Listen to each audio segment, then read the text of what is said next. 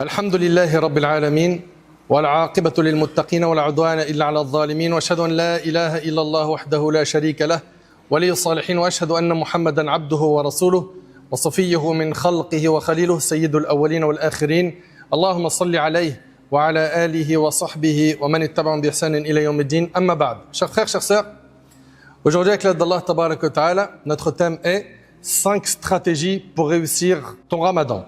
Chaque personne qui sait que va se présenter une belle opportunité pour obtenir un meilleur emploi, gagner beaucoup d'argent, en général, les personnes ne restent pas insensibles.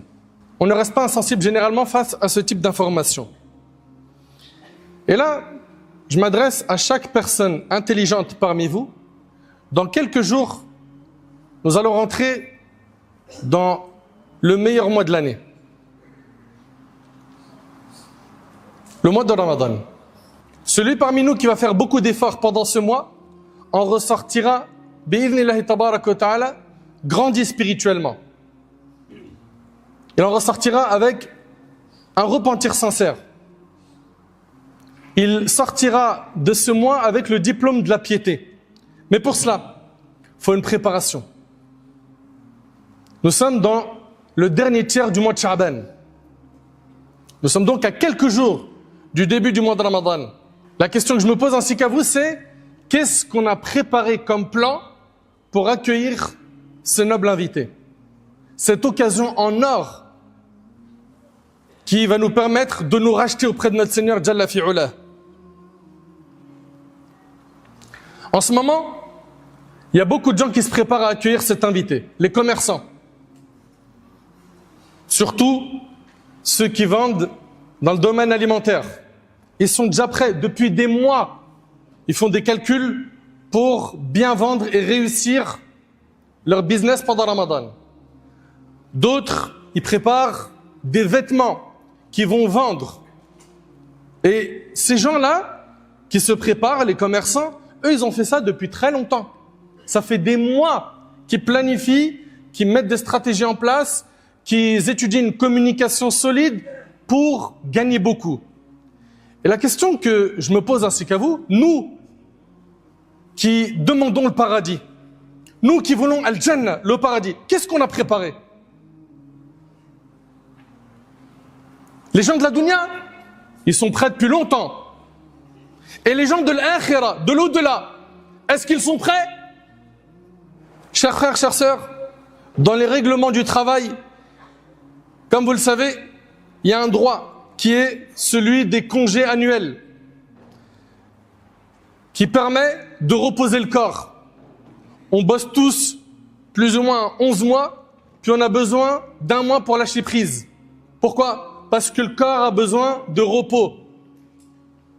Là, nous avons un mois pour recharger notre âme, pas notre corps.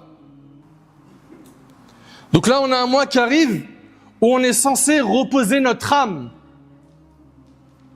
C'est le mois de Ramadan. L'âme alourdie par les désirs et les distractions tout au long de l'année trouve dans le mois du Ramadan un moment de répit et d'élévation vers les sommets de la pureté et de la sérénité. Nous nous préparons ainsi pour Ramadan, car c'est une purification intérieure, une station de ravitaillement spirituel, une école d'éducation exemplaire et une saison remplie d'adoration aux immenses bienfaits et récompenses. C'est un mois où Allah Tabarak wa Ta'ala comble ses serviteurs de faveurs bien plus grandes que durant le reste de l'année. C'est le mois des bénédictions divines et des dons immenses de notre Seigneur. De manière générale, la bonne action, elle est multipliée par 10 jusqu'à 700. Pendant Ramadan, la bonne action est multipliée par des chiffres que seul Allah connaît. Pendant Ramadan, les portes de l'enfer sont fermées. Les portes du paradis sont ouvertes. Les rebelles parmi les démons sont enchaînés. Subhanallah. Tu peux plus prétexter et dire « Non mais c'est à cause de Shaitan ». C'est pas à cause de Shaitan. Les rebelles parmi les démons, ils sont enchaînés. C'est à cause de ton nafs, ton ego, qui a été mal programmé et tu as 30 jours pour monter sur le ring, pour mettre KO ce nafs. Tu as 30 jours. 30 combats. Est-ce que tu t'es préparé? Est-ce que tu as préparé un plan? Ou est-ce que tu attends le premier jour pour te remettre à faire des adorations et à faire des efforts? Si c'est ton cas, sache que ton carburant il va s'essouffler très rapidement. Parce que Ramadan, ça a besoin d'une préparation. Pour ceux qui ne sont pas encore prêts, vous êtes en retard.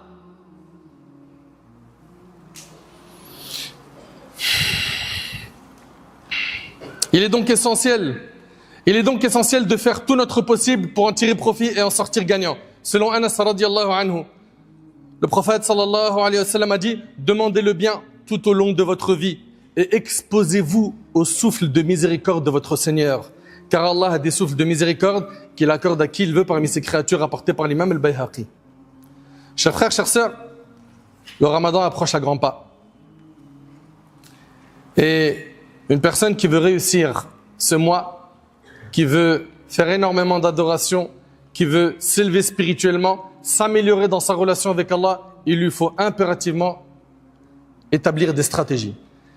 Et modestement, on vous a mis ici 5 stratégies à adopter pour bien accueillir ce mois. La première stratégie, c'est ta préparation spirituelle commence tout de suite. Ça veut dire quoi? Ça veut dire que maintenant, tu dois déjà être dans le bain de l'adoration, du jeûne, comme le faisait le prophète pendant le mois de Sha'ban, il jeûnait, de la lecture du Coran, des efforts dans tes adorations. D'après Aïcha radhiyallahu anha, le prophète jeûnait au point où nous disions il ne rompt plus son jeûne, et il rompait son jeûne au point où nous disions il ne jeûne plus. Je n'ai pas vu le prophète jeûner un mois complet à l'exception du Ramadan, et je ne l'ai pas vu jeûner un mois autant que Sha'ban, rapporté par Bukhari et Muslim. On est pendant le mois de Sha'ban. Le prophète jeûnait beaucoup pendant ce mois. Et ce mois-là, c'est une préparation pour le mois de Ramadan. Ibn Rajab rahimahullah, il a dit que le jeûne dans Sha'ban est un entraînement pour le jeûne du mois de Ramadan. Vous avez compris que pendant Sha'ban, on doit déjà être dans le bain des jeûnes surrogatoires, mais également de la lecture du Coran. Regarde ce que tu as l'habitude de lire chaque jour et double la dose, voire triple-la s'il le faut. C'est-à-dire, si tu as l'habitude de lire une page par jour, lis-en 2, lis-en 3. Si tu en lis 5 par jour, essaye de monter à un hizb, 10 pages. Fais ce que tu peux pour augmenter le nombre de pages dans ton wird de Coran. Salama ibn Kuhayl, il a dit le mois de Sha'ban est le mois des récitateurs du Coran. Les pieux prédécesseurs, ils étaient dans l'adoration pendant ce mois. Et malheureusement, il y en a plein. Ils sont dans l'insouciance. Pendant ce mois, ils sont en train de faire quoi? Ils perdent leur temps sur les réseaux sociaux. Ils scrollent toute la journée sur TikTok, Insta, les shorts de YouTube. Ils regardent les stories des influenceurs. Ils regardent les stories d'un tel et d'un tel. Ils regardent lui, il est amoureux d'elle et elle est amoureuse de lui. Il s'occupe de la vie des autres et il oublie sa propre vie. Quel gâchis! Est-ce que tu en arrives à un stade où ta vie elle est tellement fade que tu t'occupes de la vie des autres? Mais occupe-toi de ta vie.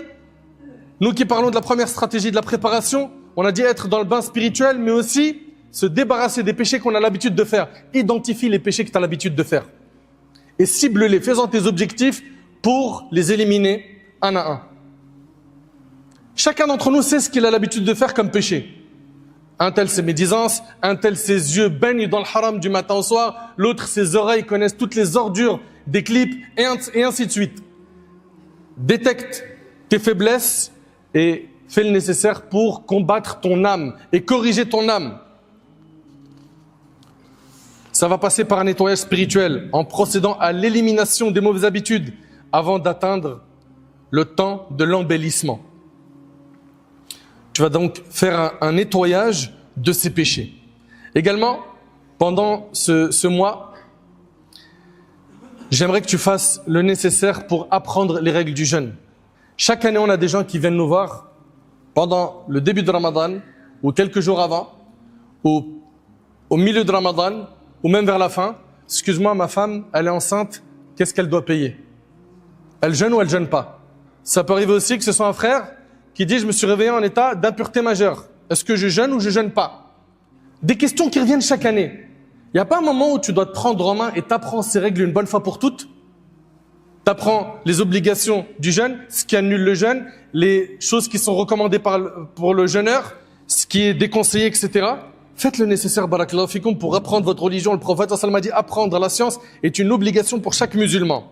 Comprenez donc que la première stratégie pour accueillir Ramadan, c'est une préparation où je vais dès maintenant me mettre dans un bain spirituel et me battre contre mes péchés. Deuxièmement, et ça c'est la deuxième stratégie, c'est le fait de délaisser certaines choses. Tu vas délaisser quoi exactement? Le prophète sallallahu alayhi wa sallam a dit, le musulman est celui dont les musulmans sont à l'abri de sa langue et sa main. Et il a dit, et l'émigrant est celui qui fuit ce qu'Allah a interdit. Donc tu vas faire le nécessaire pour t'écarter de tout ce qui détruit ta foi. Que ce soit des choses que tu regardes, que tu entends, sache que tes yeux et tes oreilles sont des fenêtres qui mènent au cœur. Surveille bien ses accès. N'écoute pas n'importe quoi. Ne regarde pas n'importe quoi. Ne perds pas ton temps. On a des gens qui dorment toute la journée. Ils se réveillent quand? Au moment du Maghrib. Et on a même vu, wallahi al-azim, des vidéos de gens qui vont rompre leur jeûne avec un joint. Et ils filment ça. Quand tu creuses, tu vois que finalement, c'est qui? C'est nos petits frères. Ils font n'importe quoi. Ils se vantent de faire des péchés. Tu le vois, lui dit, moi, pendant Ramadan, bon, allez, je vais vous dire la vérité. J'ai volé les claquettes à la mosquée. Ah ouais? Bah attends, moi, j'ai fait pire. Ils font des vidéos comme ça, d'humour, où ils disent des folies. Et ils sont contents d'avoir fait des péchés. Ils n'ont pas compris que Ramadan, c'est faire jeûner tous les membres du corps. Ils pensent que c'est uniquement le ventre qui jeûne. Le prophète sallallahu alayhi wa sallam a dit, il se peut qu'un jeûneur n'ait de son jeûne que la faim et la soif. C'est-à-dire, toute la récompense que tu as eue pendant ce mois, c'est juste, tu as souffert de faim et de soif, tu n'as pas eu de hasanat, tu n'as pas eu de récompense. Parce que, il n'y a que ton ventre qui a jeûné. Le reste des membres étaient absents. Également, chers frères, chères sœurs, parmi les choses qu'il va falloir délaisser, il y a le fait de veiller pour rien, le fait de perdre son temps, le fait de faire souffrir son estomac. Subhanallah, il mange en principe une fois, parce que le repas de fin de nuit que tu prends le matin avant le fajr, en principe, j'ai dit en principe, j'ai bien dit encore une fois en principe, l'estomac il n'est pas prêt à accueillir autant d'agressivité. Mais non, tu as des gens, le matin il est agressif, le soir je t'en parle même pas, tellement il mange, il transpire, il peut plus aller à la mosquée. Et quand il va à la mosquée, il te dit comment c'est long. C'est pas long, tu portes une montagne dans ton ventre. C'est toi, tu fais n'importe quoi. Ils font que de manger, c'est le mois pour manger. Allah subhanahu wa ta'ala, il a révélé le Coran pendant ce mois. Ce mois, il a de la valeur parce que le Coran, il a été révélé pendant ce mois. Ton lien avec le Coran, il est où? Ton lien avec la prière, il est où? Non, il a un lien avec le frigo. La hawla wa la quwwata illa billah. Également, Jabir radiyallahu anhu, il dit, si tu jeûnes, alors fais jeûner ton ouïe. Vous entendez? Le compagnon, il dit, il faut que tes oreilles jeûnent, ton regard et ta langue du mensonge et du péché. Il dit également, reste calme et serein le jour de ton jeûne et ne fais pas en sorte que le jour du jeûne soit identique au jour de non-jeûne. Allahu Akbar. Fais pas en sorte que le jour de jeûne et le jour de non-jeûne soient identiques. Sois pas de cela. Wallahi, si t'es de cela, t'es un perdant. Par Allah, t'es un perdant. Si t'es le même à l'entrée, à la sortie de Ramadan, t'es un perdant. Parmi les choses également à délaisser, c'est le fait de faire du tort aux autres. Alors ça peut être aux voisins, en venant stationner ta voiture n'importe comment pour rattraper Tarawih. Ça peut être également les jeunes qui en bas de l'immeuble mettent, subhanallah, la musique à fond. Ils font du bruit toute la nuit. Pourquoi? Parce que messieurs, ils étaient en train de dormir toute la journée. Eux, ils dorment du matin jusqu'au Maghrib. Aucune prière faite. Aucun effort fait. Mais t'es bien musulman. C'est quoi l'islam pour toi? Normalement, avec le jeûne, tu as montré que tu étais fort. Tu as réussi à t'abstenir de manger et de boire du matin jusqu'au soir. Tu as réussi à te priver du halal. Ça montre que tu es fort, tu es capable de te priver du haram. Tu es capable. C'est dans ta tête que ça se passe. Il te manque de la volonté. Parmi les stratégies, et c'est la troisième, c'est la stratégie des adorations. Chers frères, chères sœurs, profitons un maximum pendant ce mois pour faire des ibadat. Dès maintenant, place des bonnes intentions de faire le bien, de faire un maximum de bonnes actions. Si tu meurs avant d'atteindre le mois de Ramadan, tu auras la récompense de ces intentions, car le prophète sallallahu alayhi wa sallam a dit, les actes ne valent que par leurs intentions. Donc dès maintenant, prépare les intentions de venir à la mosquée, de lire le Coran, de faire du dhikr, de devenir quelqu'un de meilleur, de faire beaucoup de bonnes actions, de faire des dons. Et si Allah subhanahu wa ta'ala te permet de vivre jusqu'à ce mois, sache qu'il t'aura gratifié d'un grand cadeau. Ibn Abbas radiyallahu anhuma rapporte que le prophète sallam était l'homme le plus généreux.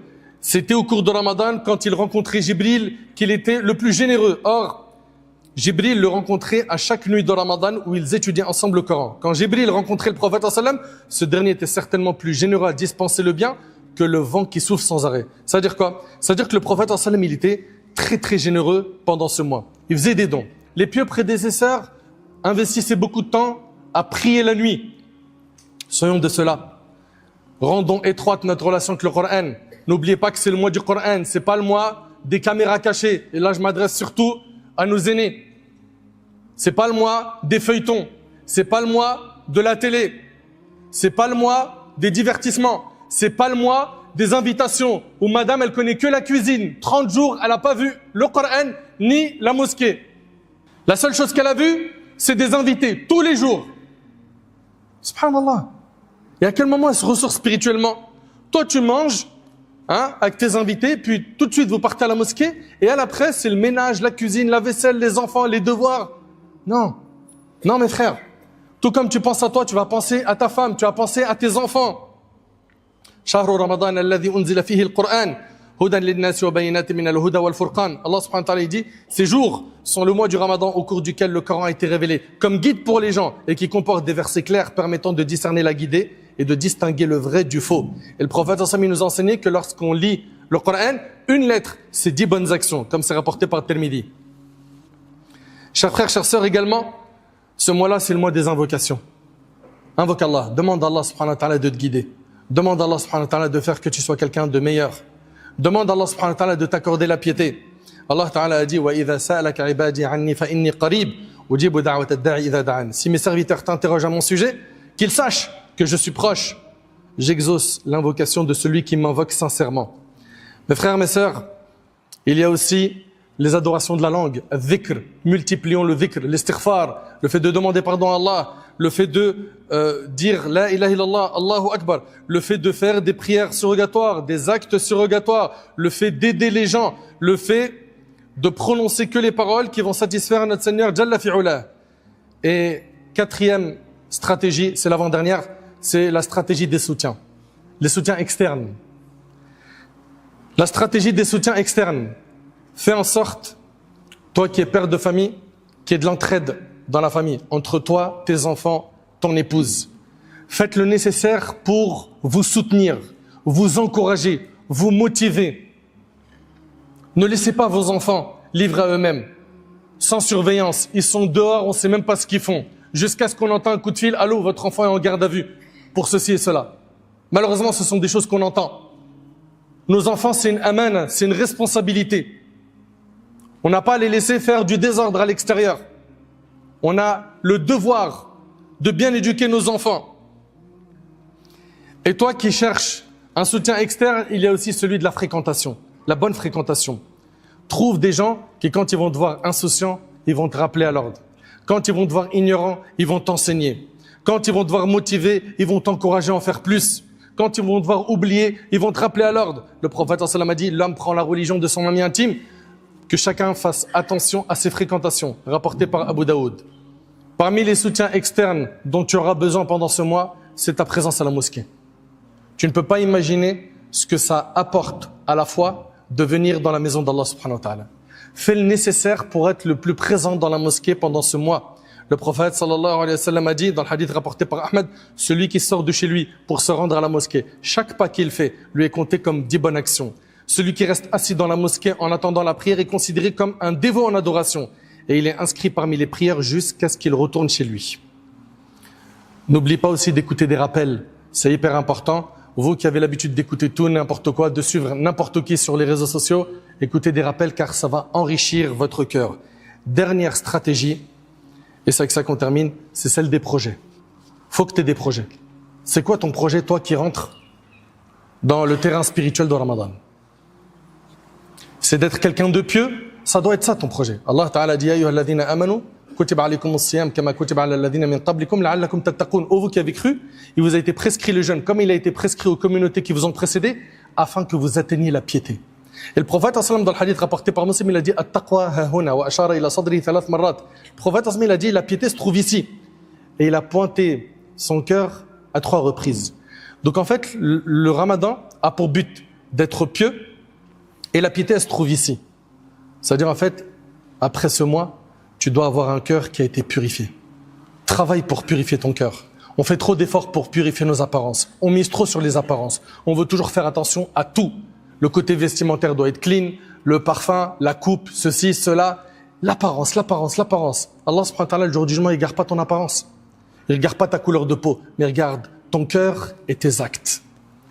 Donc mets le paquet sur la purification de ton cœur. Viens à la mosquée. Rapproche-toi d'Allah.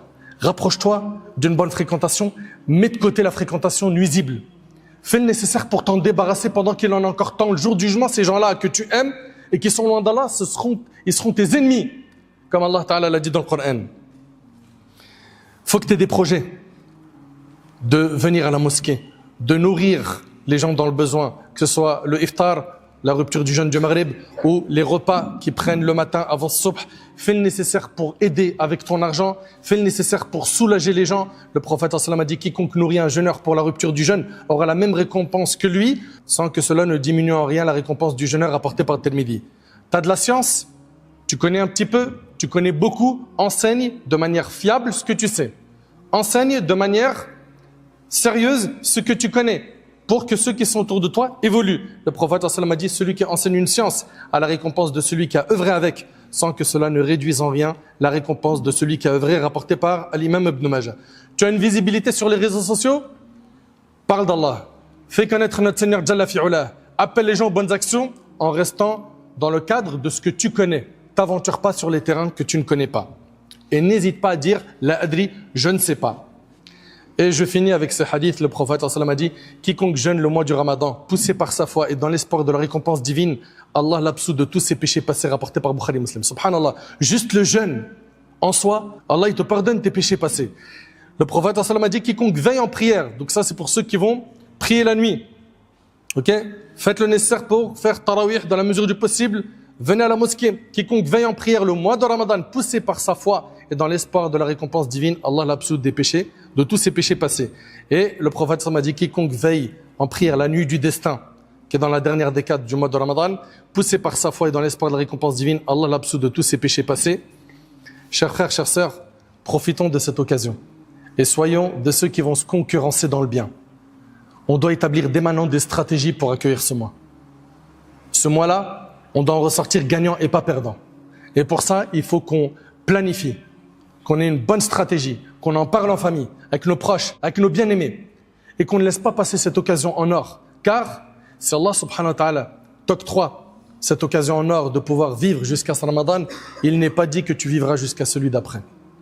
Déjà, on n'a même pas de garantie de vivre jusqu'à ce Ramadan-là. Enfin, j'implore Allah subhanahu wa ta'ala de faire de nous des pieux. J'implore Allah tabarak wa ta'ala de nous accorder une grande motivation. J'implore Allah subhanahu wa ta'ala de nous accorder un repentir sincère. J'implore Allah subhanahu wa ta'ala d'améliorer notre situation.